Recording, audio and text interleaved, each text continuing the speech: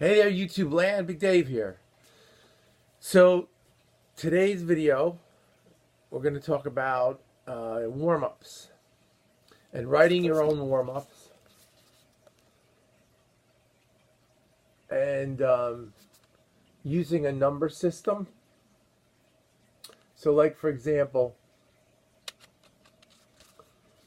knowing what intervals correspond with what extended intervals. So like 1 and 8, 2 and 9, 3 and 10, 5 is 11. Because sometimes on music you'll see sharp 11 and you're like, wow, what's that? You know? Well, it's the fourth scale step and it's raised. But technically it's an octave higher than where the root is. So the root note, let's say it's C. Make this a little bit louder. So let's say the root note is C. And the fourth would be F. So that's your fourth. But if you go up an octave, which is 8 steps higher, that's also 11. Okay? So it might say sharp 11. So you have, let's say, a major 7 sharp 11. So you can use C, G, B for that kind of sound, right? C, the fifth is G, B is 7, and sharp 11 on top. Now, if you put it down an octave, it's a different sound. It's not the same thing. That's a sharp 4 or flat 5, right? This is a 5 and a 4 together. It's a 5 and a flat 5 together. Okay, you move the sharp 4 up an octave, it becomes sharp 11. Okay, it's a different sound, all right? So I'm not getting into all that today. I'm just talking about some warm-ups, all right? And helping you to correspond the numbers. The fifth is 12.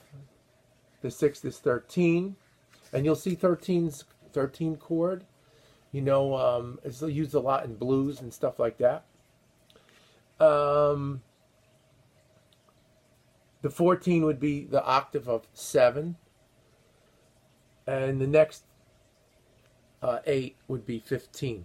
Okay?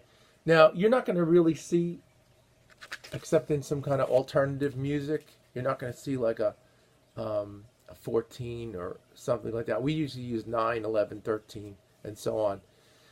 Those are the big ones you see all the time. Flat 9, sharp 11, 13 is kind of like a blues extension, or it could be other stuff too. Like I said, that's not the purpose of what I'm doing today, but I just want you to be aware, because this is the numbering system I use when I write my warm-ups. Whoops, it would be helpful if I turned it correctly. 1, 2, 3, 5, 7, 8, 9, 7, 8.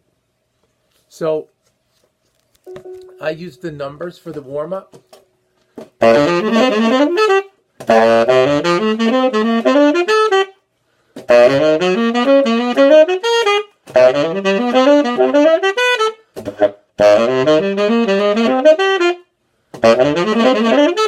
So that you have this, I'm using 1, 2, 3, 7, 8, 9, back to 7, 1, which is 8, that's the octave, 9, 10, 11, then you see, so that's where I'm getting these extra numbers from. I want you to understand that. All right, so on the warm-up. And I have different combinations of these warm-ups. This is just one warm-up. I have like pages and pages of warm-ups from over the years. So what I'm saying is this is the one I'm working with right now. So my extended one, I'm using 1, 2, 3, 5, 7, 8, 9. And if I put the chromatic in, 7, 8, flat 9 to 9, and then 8, 9, 10, 12, 14. Okay, now, and I was saying 14 is the same as the 7th. 12, 14. So that's really 5 going to 7, and then 13, 12, and then I come down the scale. 10, 9, 8, 7, 6, 5. I skip 4, and go 3, 2, 1. If you want to freeze your frame, that's what that middle one looks like. It's a big bunch of numbers.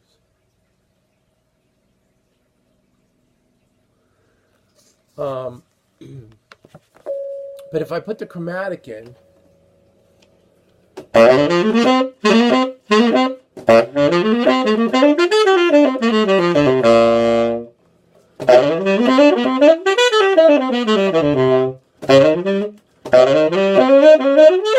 just started working with this one. But if I start on the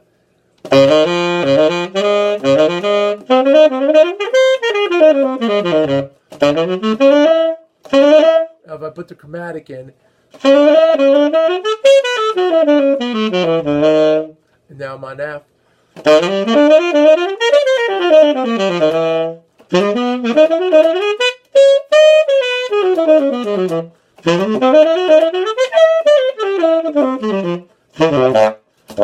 Whatever.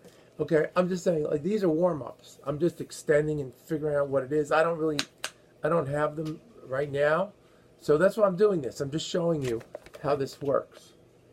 You know, and then I have other extensions. Then you can take that same exercise, right? Because basically this exercise kind of hangs on the major 7 and the 13.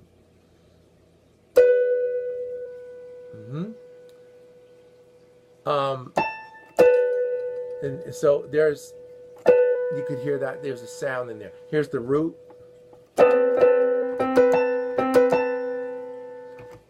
As a matter of fact, this last one, it ends on the 13.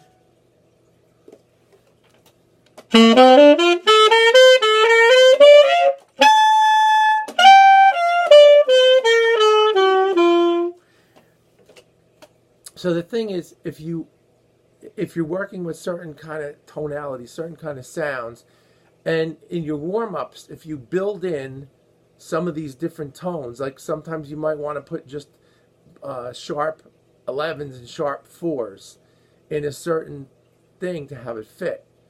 That way when you're warming up, and if you write up some warm-ups for yourself rather than using stuff that's already in a book, first of all, you're writing out the theory of it, you're listening to it, right?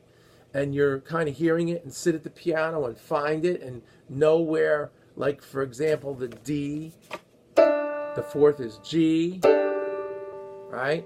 So an octave higher, if I go an octave higher, let me do 1, 4, and there's the sharp 11 on top. In the key of D would be a G sharp. Okay, and don't forget your horn. Whatever horn you're playing transposes, unless you're playing the flute, right? So your horn transposes, like this is a B flat saxophone. So when you play a C on this instrument, it's a B flat on the piano. All right, and on the alto, you play a G. That's a B flat on the, on the piano. So the thing is, once you get a pattern or some patterns down, a warm-up thing, write your own warm-ups. That's what I'm saying. They're not going to be, in the beginning, they're going to be, like whatever. Like this one I've been messing around with for a while. So it's half of it's together, half of it's not. And then put it into different rhythms. Short, long, long, short. Because when you do that, you break up your patterns.